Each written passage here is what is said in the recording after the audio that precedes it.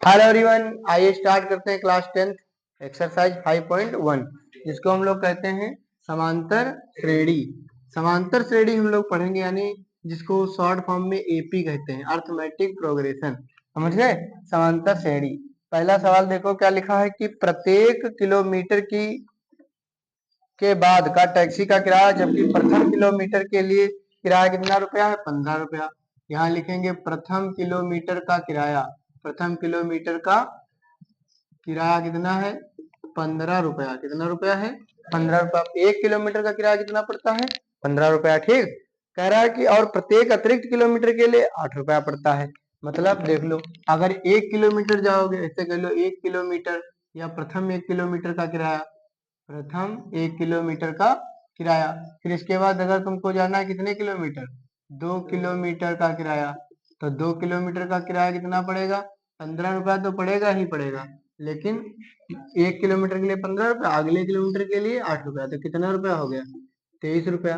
3 kilometre जाना है तो 3 किलोमीटर का किराया, तो 15 रुपया तो देना ही देना है, मगर 8 कितनी बार देना पड़ेगा? जैसे इसमें 8 कितनी बार देना पड़ा था, तो 4 दूनी 16, 15 कितना हो गया? 31 रुपया। समझ गए कि नहीं बात? बताओ, समझ में आया? देखो, ये पहले वाले किलोमीटर के लिए कितना रुपया है? 15। और फिर जब 2 किलोमीटर जाओगे तो पहले वाले के लिए 15 और दूसरे के लिए 8। 15 8 23। 3 किलोमीटर जाओगे तो पहले वाले के लिए 15 रुपया और अगले 2 के लिए 8 8, तो 16 वो हो गए और 15 ये 31। अगर 3 किलोमीटर जाओगे तो 15 पहले वाले के लिए, अगले वाले जो 2 बचेंगे, मतलब 4 किलोमीटर जाओगे, 4 किलोमीटर जाओगे तो पहले वाले के लिए 15 रुपये, अगले 3 के लिए 8 8, 8 24, और 24 और 15 जोड़ के जितना भी आएगा 5 39। समझ गए? जितने जाओगे पहले को खाली 15 पड़ेगा, बाकी सारे किलोमीटर का कम कम पड़ेगा, नहीं 8 8 रुपया। ठीक। अब मुझे देखना कि ये सवाल हम कह रहा है कि ये समांतर श्रेणी में है कि नहीं, मतलब एपी में है कि नहीं। तो देखो यहाँ पे इससे एक श्रेणी मिल रही है। देखो श्रेणी क्या प्राप्त हो रही, पहले 15 आ रहा है, फिर 23 आ रहा है, फिर 31 आ रहा है, इस तरीके से हो रहा है। अब हम देखेंगे कि ये समांतर श्रेणी में है कि नहीं। तो यहाँ पर देखोगे समांतर श्रेणी देखने के लिए हमको निकालना पड़ेगा सर्वांतर। अगर सर्वांतर सेम आएगा तो समांतर श्रेणी में होगा, अगर सर्वांतर सेम नहीं आएगा तो समांतर श्रेणी में नहीं होगा। जैसे ये प्रथम देखो, ये A1 A2 A3 इस तरह से है ये सब पद, तो दूसरे वाले में से पहले वाले घटाओ, यानी A2 माइनस A1, यानी 23 में से 15 घटाओगे तो कितना आएगा बताओ? 8। एक बार पुनः सर्वांतर 2 बार निकालेंगे, इनके इनके बीच जितना है उतना इनके इनके बीच अगर नहीं होगा तो समझो ये श्रेणी समांतर श्रेणी है। तो पुनः सर्वांतर डी बराबर, अब की बार A3 माइनस A2, मैंने तीसरे वाले पद में से दूसरे वाले घटा रहे हैं, यानी 31 में से 23 घटा रहे हैं तो कितना बचेगा? 8। अब देखो, जितना इसका सर्वांतर आया उतना इसका भी, चूंकि सर्वांतर समान है, चूंकि सर्वांतर क्या है? सर्वांतर समान है, अतः यह श्रेणी एपी में है। अतः यह श्रेणी काहे में है? एपी में है। एपी में है। ठीक। और दूसरा सवाल देखो, कह रहा है किसी बेलन में, बेलन जानते हो? बेलन तो पढ़ाया है। किसी बेलन में उपस्थित हवा की मात्रा, ये बेलन है, बेलनाकार बर्तन है, और इसमें हवा की मात्रा, जबकि वायु निकालने वाला पंप हर बार बेलन की शेष हवा का 1/4 भाग निकाल देता है। हर बार कितने निकाल देता है? 4 भाग। तो देखो इसमें मान लेंगे, माना बेलन का कुल आयतन, बेलन का कुल आयतन, टोटल आयतन मान लो, इसके अंदर हवा कितनी है? V लीटर भरी है हवा, और इसमें एक पंप लगा है। क्या लगा है यहाँ पर? पंप। यहाँ पर एक लगा है, वो पंप हर बार कितनी हवा निकाल देता है? जितनी है उसका 1/4। जैसे इसमें हुई 100 लीटर, तो एक बार में कितनी निकाल देगा? 25 लीटर। भाई 1/4 मतलब 100/4 यानी 25 लीटर। समझ लो। अब तो इसमें कितनी बचेगी? 75। फिर 75 का 1/4 निकालेगी। समझ गए? ऐसे निकालेगी हर बार, मतलब ये मत समझना कि हर बार 25 लीटर निकालेगी, हर बार जितनी बचेगी उसका 1/4। जैसे मान लो स्टार्टिंग में 1000 लीटर हवा हो, तो एक बार में कितनी निकालेगी? 1/4 यानी 25 चक्कू से हमने 250 लीटर निकाल देगी, तो बचेगी कितनी इसके अंदर? 750 लीटर। अब फिर 1/4 इसका निकालेगी, 4 एकम 4, 4 तिया 12, 4 सत्ते 28, और 4 पंचे 20, जो भी हो, इतने लीटर निकालेगी। समझ में आएगा नहीं आए? तो हर बार जो बचेगी हवा, उस हवा का 1/4 लीटर निकालेगी। तो देखो स्टार्टिंग में मान लो इसके अंदर कितनी हवा थी? 20 लीटर। कितने लीटर थी? 20 लीटर। अब क्या करेंगे? पहली बार में निकाली गई पंप द्वारा पंप द्वारा पंप द्वारा प्रथम बार या पहली बार निकाली गई हवा तो पहली बार निकाली गई हवा कितनी बी कह रहा 1/4 यानी b/4 कितनी निकाल दी गई b/4 इतनी निकाल दी गई। समझ में आया। अच्छा तो शेष हवा कितनी बची शेष हवा कितनी बची देखो टोटल बी थी और उसमें से निकल कितनी गई b/4 तो घटा दो 4 एक कम 4 बी में से 1 बी जाए कितना बचेगा 3b/4 ये इतनी हवा अब बची। समझ गए। अब यहाँ दूसरी बार निकाल लो पंप द्वारा दूसरी बार निकाली गई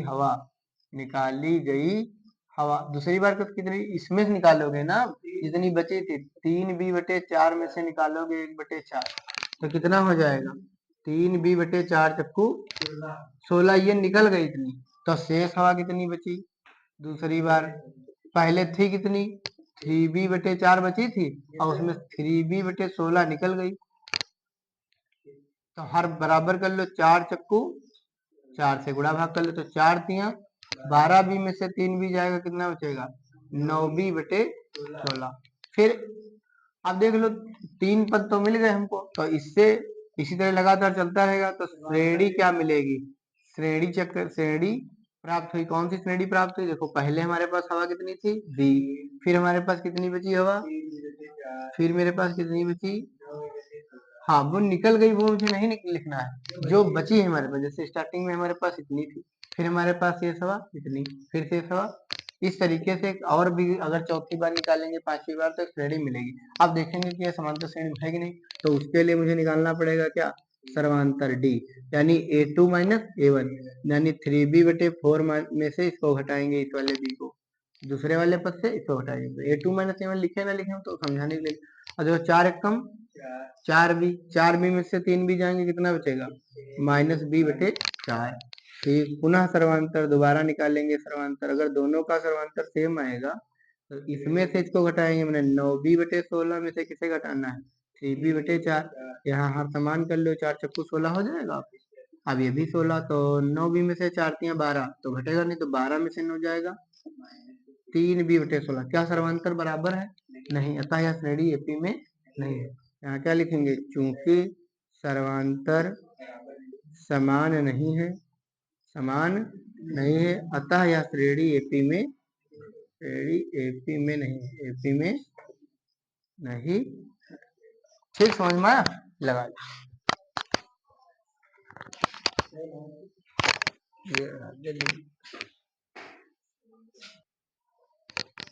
चलिए नेक्स्ट क्वेश्चन देखते हैं क्वेश्चन नंबर 3 तीसरा हो गया था तीसरा प्रत्येक मीटर की खुदाई के बाद एक कुआं खोदने में आई लागत जबकि प्रथम मीटर की खुदाई की लागत 150 रुपया है बाद में प्रत्येक मीटर खुदाई की लागत 50 रुपया बढ़ती जाती है। जैसे देखो भैया ऊपर खोदोगे 1 मीटर कुआं तो 150 रुपया है और जब 2 मीटर खोदोगे तो तुम क्या समझोगे कि 150 और 150 रुपया में 150 रुपये में नीचे खोद देगा कोई नहीं नीचे वाले पड़ेंगे 50 रुपया ज्यादा मतलब 200 रुपया तो 200 300 350 समझ में आया। मतलब जितना मीटर गहराई बढ़ती जाएगी लेबर उतना ही रुपया बढ़ाते रहेंगे नीचे के मीटर ऊपर का खोदना आसान होता है और नीचे खोदने में क्या होता है जगह बंद होती चली जाती है पसीना और तमाम चीजें समझ में आया। तो हर मतलब नीचे जितना जाएंगे कुआं खोदने के लिए मतलब जिसको पहले खुदाई होती थी अब तो नहीं तो पहले तो उसको कुआं खोदने के लिए या कुइयां खोदने के लिए उसमें क्या है कि मतलब हर जितने नीचे जाएंगे उसमें गर्म लगेगा कंकड़ पत्थर उतनी सरल मिट्टी तो नहीं पड़ेगी उसको देखते हुए हर मीटर गहराई के लिए 50 रुपया एक्स्ट्रा पड़ेंगे समझ रहे हो जैसे कि ऊपर वाले के लिए 150 नीचे वाले के लिए 200 अगले नीचे के लिए 250 अगले के लिए 300 अगले के लिए 350 ऐसे समझ में आया। तो देखो यहाँ पर लिखेंगे पहले 1 मीटर की खुदाई के लिए पहले 1 मीटर की खुदाई के लिए या खुदाई की कीमत कितनी है 150 रुपया पहले 1 किलोमीटर की फिर 2 मीटर की खुदाई के लिए 2 मीटर की खुदाई के लिए कीमत खुदाई की कीमत तो 2 मीटर के लिए देखो 150 रुपया तो पहले पड़ेंगे, और प्लस अगले के लिए क्या कह रहा है, 50 रुपया एक्स्ट्रा पड़ेंगे। कह रहा है ये प्रत्येक मीटर की खुदाई की लागत 50 रुपया बढ़ जाती है, माने 150 तो ये पड़ेगी ही, और कितनी बढ़ जाएगी, 50, और यानी अगले वाले मीटर की 200 रुपये पड़ेगी। कितनी पड़ेगी, 200। समझ में आया? एक मीटर जो ऊपर वाले मीटर की तो 150 रुपया पड़ेगी, और जो नीचे वाला मीटर उसकी भी 150 पड़नी चाहिए थी, लेकिन नहीं, उसमें 50 रुपया और ज्यादा पड़ेंगे। माने कितने नीचे वाले लेगा, 200।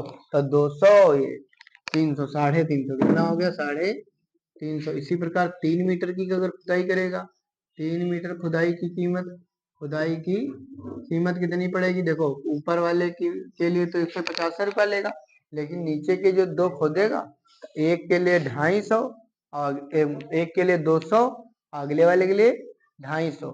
तो 200 और प्लस 250 कितना आएगा, 450। 450 और 450 और 50, 500, 600 आ जाएगा। कितना आ जाएगा, 600 रुपया। देखो भैया, तो इस प्रकार से एक श्रेणी मिलेगी। क्या मिलेगी, श्रेणी मिलेगी। तो श्रेणी क्या मिलेगी, एक तो 150, 300, फिर 600, फिर डॉट डॉट डॉट। तो यहाँ पर निकालेंगे सर्वांतर, सर्वांतर निकालेंगे। क्या निकालेंगे, सर्वांतर निकालेंगे। उसमें मिस्टेक लगा है। चलिए यहाँ पर देखिए, 1 मीटर की खुदाई की कीमत कितनी है, 150। अगले मीटर से 2 मीटर खुदाई करोगे तो 150 रुपया तो पड़ेंगे, लेकिन 50 रुपया और बढ़ जाएंगे तो कितने हो जाएंगे, 200 रुपया। तीसरे मीटर की खुदाई की कीमत कितनी हो जाएगी, 200 + 50, मतलब समझ गए ना, 250। हर बार 50 बढ़ते हैं, मतलब इसका मतलब ये नहीं कि 2 मीटर की खुदाई की कीमत नहीं है, ये दूसरे मीटर की खुदाई के लिए है। बात समझ रहे हो, दूसरे मीटर की, कितने, दूसरे मीटर की खुदाई की कीमत, ये तीसरे मीटर। यहाँ पर बात समझो, जो हम लिख रहे थे पहले वो था टोटल पैसा। जैसे कि 1 मीटर खुदाई करोगे तो 150 रुपये पाओगे, और 2 मीटर खुदाई करोगे तो 200, 350 रुपये पाओगे। 3 मीटर खुदाई करोगे तो 250 और 200, 100। समझ गए ना, हाँ 600 रुपये पाओगे। लेकिन यहाँ पर सवाल में क्या है, पहले मीटर की खुदाई कीमत अलग अलग अलग, मतलब कीमत। अब केवल दूसरे मीटर की खुदाई की कीमत कितनी है, 200, ऊपर वाले को छोड़ के। केवल तीसरे मीटर की खुदाई की कीमत कितनी है, 250। इस प्रकार से ये श्रेणी क्या बनेगी, श्रेणी बनेगी 150, 200, फिर 250, फिर 300। इस तरीके से यहाँ पर देखेंगे सर्वांतर, तो देखेंगे सर्वांतर यहाँ पर, तो यहाँ पर कितना आएगा, 200 माइनस 150, तो 50 आएगा। पुनः सर्वांतर, पुनः सर्वांतर कितना आएगा, 250 माइनस 200 कितना आएगा, 50। अतः चूंकि सर्वांतर समान है, चूंकि सर्वांतर समान है, अतः यह श्रेणी एपी में है। अतः यह श्रेणी एपी में है, एपी में है। अच्छा अगला सवाल देखो, कह रहा खाते में प्रत्येक वर्ष का मिश्रधन, जबकि 10,000 रुपए की राशि पर 8% वार्षिक ब्याज की दर से चक्रवृद्धि ब्याज पर जमा की जाती है। चौथा सवाल, यहाँ पर मूलधन कितना है, मूलधन प्रिंसिपल वैल्यू है 10,000, कितनी है, 10,000 रुपया। दर कितनी है, रेट कितनी है, 8% दर है, और चक्रवृद्धि ब्याज पर जमा की जाती है। तो मिश्रधन लिखना है हमको, मूलधन दिया, दर दिया है, ठीक। तो पहले वर्ष के लिए यहाँ पे क्या लिखेंगे, पहले वर्ष के लिए, मतलब 1 वर्ष के लिए, पहले वर्ष के लिए, या कह लो 1 वर्ष के लिए। कितने वर्ष के लिए, एक पहले वर्ष के लिए या 1 वर्ष के लिए। 1 वर्ष के लिए का मतलब क्या आ गया कि टाइम आ गया 1 वर्ष, टाइम कितना आ गया। अब देखो मिश्रधन का फार्मूला क्या होता है, मिश्रधन बराबर मूलधन 1 प्लस रेट बटे 100, मैंने दर बटे, और यहाँ पे टी लिख लो या एन लिख लो। एन लिखोगे तो समय को एन से दिखा दो, टी लिखोगे तो 30। अब देखो पी का मान कितना है, 10,000, 10,000 में कितने जीरो, 4 जीरो। 1 प्लस रेट कितनी है, 8% बटे कितना, 100 की घात समय कितना, 1। तो देखो 100 कम 108 कितना हो जाएगा, 8, मतलब 100 और 8, 108, और बटे कितना, 100। भारी मिस्टेक हो गया, 2 जीरो से 2 जीरो कट गया, कितना आया, 108, और ये डबल जीरो। मैंने 10,800 रुपये मिलेंगे तुमको पहली बार, माने पहले 1 साल के लिए रुपया तुमने कितना दिया किसी को ब्याज पे 10,000, और ब्याज कितना ले लिया 100 रुपए व 8 रुपया, 8 से मतलब 100 रुपए व 8 रुपया, यानी 1000 रुपये 80 रुपया, तो 10,000 पे जोड़ ले जाओ, है ना, 800 रुपया हो गया, तो 10,800 रुपया तुमको मिलेगा। अगर तुम 2 साल के लिए दे दोगे, 2 वर्ष के लिए, 2 वर्ष के लिए, तो यहाँ पर क्या हो जाएगा A2 बराबर, देखो यहाँ पर जो 1 साल के लिए था तो 108/100 एक बार आया, और यहाँ पे जब क्या होगा, यहाँ पर जब 2 साल होगा तो यही तो 2 आएगा, माने 108/100 कितनी बार, बोलो 2 बार, सही। और ये चारों जीरो से चारों जीरो कट गए, अब इसका निकाल लो वर्ग, 108 गुणे 108 गुणा कर लो, तो 108 गुणे 108, तो पहले 100 से गुणा कर लो, 100 से कर लोगे तो कितना आएगा 108 और फिर 8 से कर लो, 128 बार तो करना था, 100 बार अलग कर लिया, 8 बार अलग, 8 8 64, 8 1 कम 8, 4 6 8 8 16, 116 और 64, 11,664 रुपया तुमको मिलेगा 2 साल के लिए। तीसरे साल के लिए देखो, मैंने 3 वर्ष के लिए, 3 वर्ष के लिए कितना तुमको मिलेगा, तो भैया A3 निकालोगे तो यहाँ तो 10,000 रहेगा, लेकिन 108/100 कितनी बार, हाँ 108/100 3 बार, 108/100 2 बार, तो ऐसे कट जाएगा इसको लेके, और 2 बार काटोगे तो दशमलव यहाँ लगा देंगे बाद में, पहले 108 का क्यूब निकाल लो, क्या निकाल लो, हाँ इसी में गुणा कर लो, जो कितना आया था अभी 11,664, हमको 108 से गुणा करना, तो 100 बार गुणा करोगे तो इतना ही आएगा, 2 जीरो बढ़ा लो, बचे 8, 8 बार गुणा कर लो, तो 8 चक्कू 32, हासिल लगे 3, है ना, और फिर 8 छंग 48, 48 3 51, हासिल चले 5, 8 छंग 48 5, 48 5 53 के 3 हासिल लगे 5, 8 1 कम 8 5 13, हासिल लगा 1, 8 1 कम 8 1 9, ये जोड़ लो 2 1 4 3 7 6 3 9 9 6 15,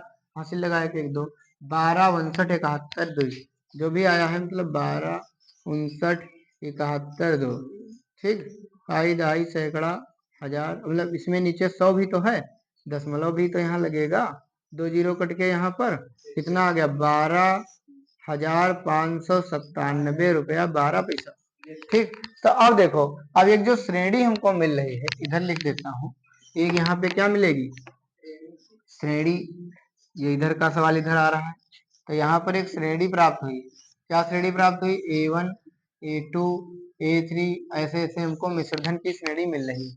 A1 कितना आया 10,800, A2 कितना आया 11,664, और ये तो 10,800 था, 11,664, ये कितना आया 12,597.12, तो देखेंगे यहाँ सर्वांतर निकालो D1 या D निकालो, तो इसमें से इसको घटाओ कितना आएगा 64 का 64 बचेगा है, और 16 में से 8 गया 8, बस 864 रुपया एक बार सर्वांतर मिलेगा, यहाँ निकाल लो इसमें से, तो पॉइंट 12 तो अलग ही रहेगा, 9 में से 4 गया 3, 15 में से 6 गया 9, और यहाँ बचा 11, 11 11 बचेगा ना, 1 मिनट यहाँ सही घटाया, देखो 9 में से 4 गया 3, 15 में से 6 गया 9 में से 4 गया, अच्छा यहाँ पे गलत लिखा है, यहाँ पे था 12,597, 12,597.12, तो अब घटाओ, 7 में से 4 जाएगा 3, 9 में से 6 जाएगा 3, 15 में से 6 जाएगा 9, बस इतना बचेगा, तो देखो क्या सर्वांतर समान है बताओ, नहीं, चूंकि सर्वांतर समान नहीं आता है श्रेणी एपी में नहीं, दोनों सभी चारों थ्योरिकल सवाल लगवा दिया, नोट करो इसको, फिर अभी आसान प्रश्नों की तरफ चलेंगे, ठीक। चलिए क्वेश्चन नंबर 2 का देखते हैं प्रश्न, क्वेश्चन नंबर 2 दूसरा कह रहा दी हुई एपी के प्रथम 4 पद लिखना है, जबकि प्रथम पद और सर्वांतर दिया है, प्रथम पद कितना दिया है 10, और सर्वांतर डी बराबर कितना दिया है, ये भी 10 दिया, कह रहा इसके 4 पद लिखो, माने पहला पद तो यही हो गया, दूसरा पद लिखना है तो दूसरा पद होता है A + D, माने A भी 10 और D भी 10, तो कितना हो गया, माने दूसरा पद 20 हो गया, तीसरा पद कितना A + 2D, A कितना है 10 और 10 ये भी 10, 10 दूना 20, 10 कितना ये 3 कितना आ गया। तो समझ में आया, पहला पद 10, अगला 20, अगला 30। जब सर्वांतर जितना है उतना तो जुड़ता चला जाएगा भाई। 10, 10 20, 10 30, 10 40, 10 50, चाहे जितने लिखने हो। हमको कितने लिखने थे 4 पद, तो एक और पद लिखूंगा चौथा a प्लस 3d। a का मान 10 और 3d का मान 10, 3 दहम 30, 10। समझ में आया। ये सब ना भी करो तो भी तुम लिख लोगे 10 20 30 40 50 60 70 ऐसे तो जाएगा। तो प्रथम 4 पद, प्रथम 4 पद श्रेणी के प्रथम 4 पद कौन कौन हो गए 10 20 30 40। कितना आसान सवाल है। अगला देखो a बराबर -2 और d बराबर 0। a बराबर -2 और d बराबर कितना दिया है 0। हमको लिखना है ना। प्रथम पद, दूसरा पद, तीसरा पद, चौथा पद। प्रथम पद तो यही हो गया, ठीक। दूसरा पद के लिए a प्लस डी। a का मान कितना है -2 और d का मान 0, तो ये -2 ही तो रहेगा। तीसरा पद a प्लस 2d। a का मान -2 और 2 इंटू डी का मान 0, तो ये पूरा 0 हो गया, फिर से -2। चौथा पद a प्लस 3d। a का मान -2, 3 और d का मान 0। जब ये 0 तो देखो जब सर्वांतर माने है ही नहीं डिफरेंस कोई, तो वही बार बार पद रहेगा। तो इसका मतलब क्या होगा, प्रथम 4 पद श्रेणी के प्रथम 4 पद यही रहेंगे -2 -2 -2 -2, इसी तरीके से समझो। इसी प्रकार पूरी श्रेणी ही ऐसी रहेगी क्योंकि इसके भी डिफरेंस क्या आएगा 0। ठीक, लगा लो फिर जगह मिलेंगे। देखते हैं अगला प्रश्न, तीसरा देखते हैं। तीसरे प्रश्न में a बराबर 4 दिया है और d बराबर दिया है -3। हमको प्रथम पद निकालना है तो यही रहेगा। दूसरा पद निकालना है तो a प्लस डी। a का मान कितना 4, d का मान -3, तो कितना आएगा 1 आएगा। मतलब अगला तीसरा पद निकालना है तो a प्लस 2d। a का मान 4, 2d का मान -3, 4 -3 दूनी 6, कितना बचा -2। चौथा पद निकालना है तो a प्लस 3d। a का मान 4, 3 और d का मान -3, 3 तिया 9 में से 4 जाएगा माइनस, तो चारों पद हो गए। श्रेणी के प्रथम 4 पद, प्रथम 4 पद कौन कौन से आ गए, पहला 1 आया, फिर -2, फिर -5, फिर नहीं पहला 4 था, 4 कामा -1 कामा -2 -4। अगला देखो चौथा, चौथे में क्या दिया है a बराबर -1 और d बराबर दिया है आधा, माने 1/2। हमको लिखना है प्रथम पद तो -1 ही होगा। दूसरा पद लिखना है तो a प्लस डी। a का मान -1, d का मान प्लस आधा, तो 2 एक कम, 2 में से 1 गया -1/2। तीसरा पद निकालना है तो a प्लस 2d। a का मान -1 प्लस 2, d का मान 1/2, 2 से 2 -1 और +1 कितना आएगा 0, -1 और इधर बचेगा +1 तो 0। इसी प्रकार a4 निकालना है तो a प्लस 3d। a का मान -1, 3d का मान 1/2, 3, तो 2 एक कम -2,